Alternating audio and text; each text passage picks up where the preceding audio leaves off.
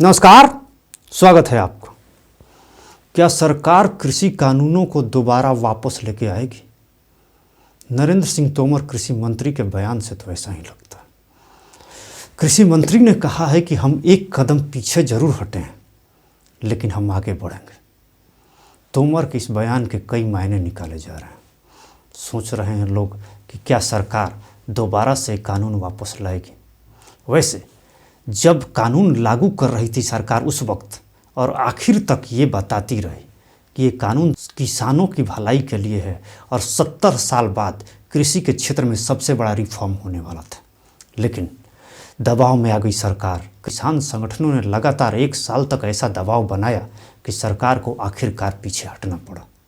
जाहिर है वक्ती तौर पर सरकार ने कदम वापस खींचे हैं, लेकिन सरकार को लगता है कि जैसे ही मौका मिलेगा वैसे ही दोबारा से कानून वापस लाया जा सकता।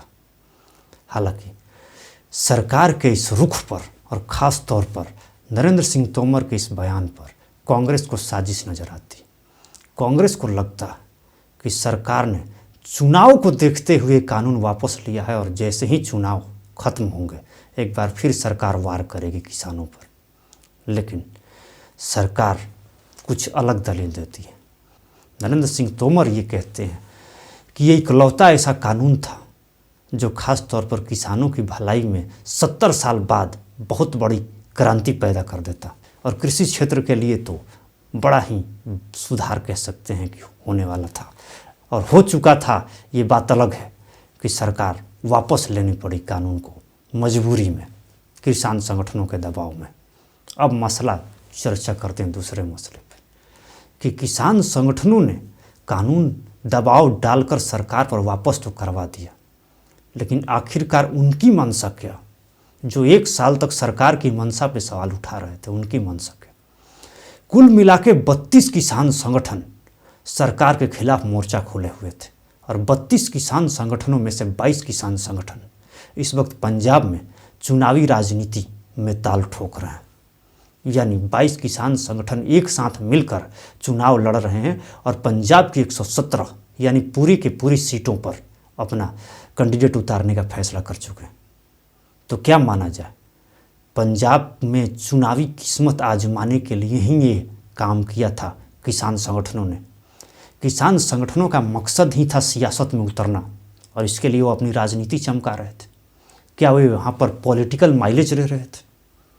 क्योंकि अगर ये देखा जाए कि किसान आंदोलन को ख़त्म हुए ज़्यादा दिन हुए नहीं हैं और कृषि कानून को वापस हुए मुश्किल से कुछ दिन ही गुजरे हैं, और इस वक्त पूरी तरीके से उनकी चुनावी मंशा साफ हो चुकी है। जाहिर है अगर उनको चुनाव में उतरना ही था तो डायरेक्ट उतरते। इसके लिए 700 किसानों की बलि लेने की क्या ज़रूरत थी? लेकिन अगर ये ना करते तो शायद उनको पॉलिटिकल माइलेज ना मिलता। जाहिर है अगर उनकी मंशा वाकई में ये थी तो निश्चित तौर पर किसानों के हितैषी तो किसी हालत में वो नहीं कहे जाएंगे, क्योंकि किसानों को आगे करके और सिर्फ अपनी राजनीति चमकाना उनका अगर मकसद था तो फिर वो किसानों के हितैषी हुए कहाँ, और फिर वो किस हिसाब से सरकार की नीयत पे सवाल खड़े कर रहे हैं, ये समझने की ज़रूरत है। जाहिर है किसानों को कुछ समय के लिए उन्होंने ज़रूर बरगला दिया था, लेकिन वक्त फिर आएगा और वक्त के तराजू में किसानों को भी समझ आ जाएगा कि किसान संगठन उनके भले के लिए सोच रहे थे या फिर सरकार उनके भले के लिए सोच रही थी। क्योंकि किसान आंदोलन खत्म हो चुका है और कृषि कानून भी वापस हो चुका है, लेकिन कृषि मंत्री ने सीधे सीधे जो बयान दिया उससे साफ जाहिर है कि सरकार आज भी अपने स्टैंड पर कायम है, और उसका सरकार का सीधा सीधा स्टैंड है कि ये कानून वाकई में जनता की भलाई के लिए था और किसानों की भलाई के लिए था। ये बात अलग है कि उनको दबाव में कानून वापस लेना पड़ा, लेकिन हमेशा परिस्थिति ऐसी नहीं रहेगी। मौका मिलेगा सरकार कानून को वापस दोबारा से कोशिश करेगी कि संसद के पटल पर लाएं और इसको फिर से पारित कराएं। लेकिन किसान संगठनों की मंशा क्या है आपको कुछ दिन बाद जाहिर हो जाएगा। जिस तरीके से पंजाब की राजनीति में उतर गए हैं उससे उनकी मंशा काफ़ी क्लियर नज़र आ रही है कि उनका मकसद ही सिर्फ चुनाव लड़ना था और कोई मकसद था ही नहीं, और इसके लिए वो किसानों को आगे करके अपना उल्लू सीधा कर रहे थे।